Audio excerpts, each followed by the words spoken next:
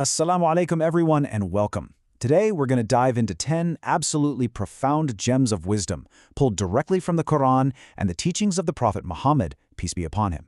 These are lessons that really connect the dots, all the way from the very first human right down to our daily lives. So let's get into it.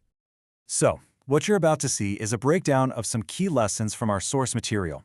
We're going to cover a lot of ground, from the dawn of human history and some incredible miracles to super practical guidance for our day-to-day. And finally, we'll zoom out to see the eternal perspective that kind of frames everything.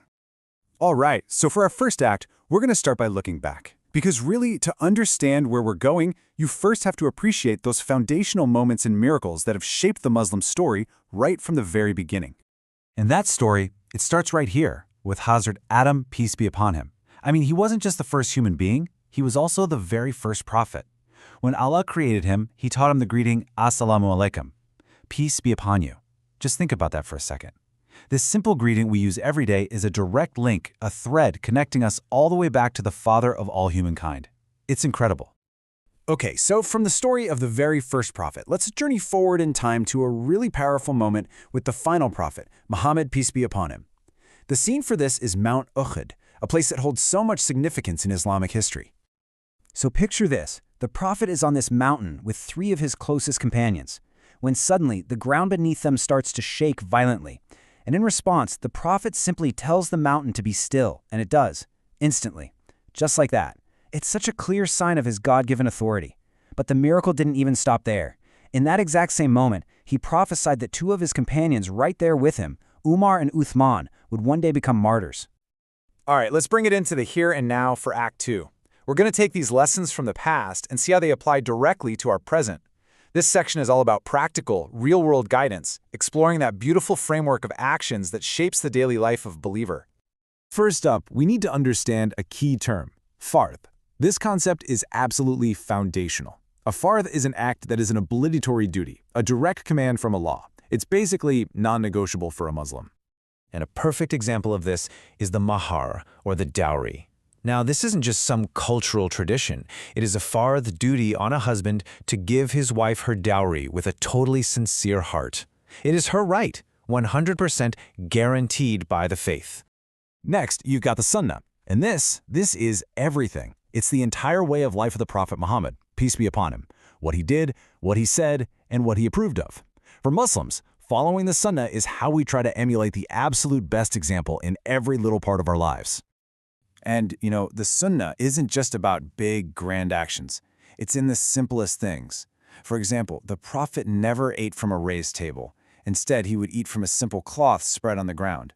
It's a practice that just teaches you so much about humility and simplicity. And rounding out this trio, we have nafil. Think of these as voluntary acts of worship. They aren't required like fardh, but doing them brings extra rewards. It's a way for a believer to get closer to God on their own initiative. It's like the spiritual extra credit.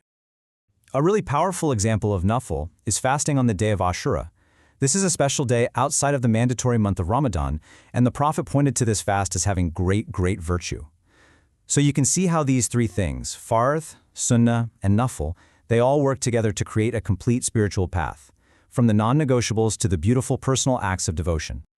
All right, for our final act, we're going to zoom all the way out.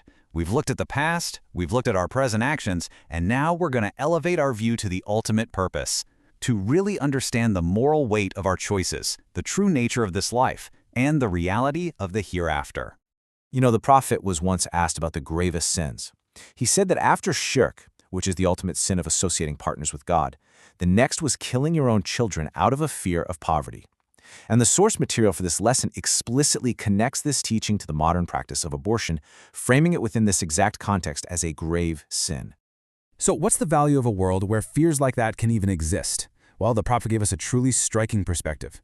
He taught that this world is so insignificant in the sight of Allah that since the moment it was created, He has never once looked upon it with mercy. Wow. That really forces you to reevaluate what you think is truly important, doesn't it? And this brings us to this core contrast, right? Between the dunya, this world, and the akhirah, the hereafter. The dunya is temporary. It's defined by struggle and grief. But the akhirah, that's eternal. It's a place of ultimate fulfillment, with absolutely no fear and no grief. The difference is just night and day. And for those who live with taqwa, or God consciousness, the promise is just beautiful. The Quran describes Jannah, or paradise, as a place where you will have everything, and I mean everything, your soul desires, and you'll live there forever.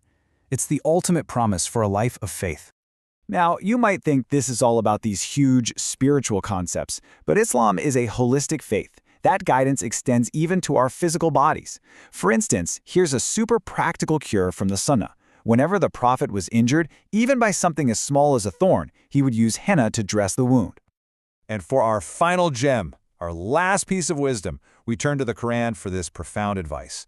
The verse explains that, taking revenge that's equal to the wrong you've suffered is permissible, but choosing to be patient is better. It's a higher path, one that softens hearts and brings a reward that is so much greater. And that really leaves us with something to think about, doesn't it?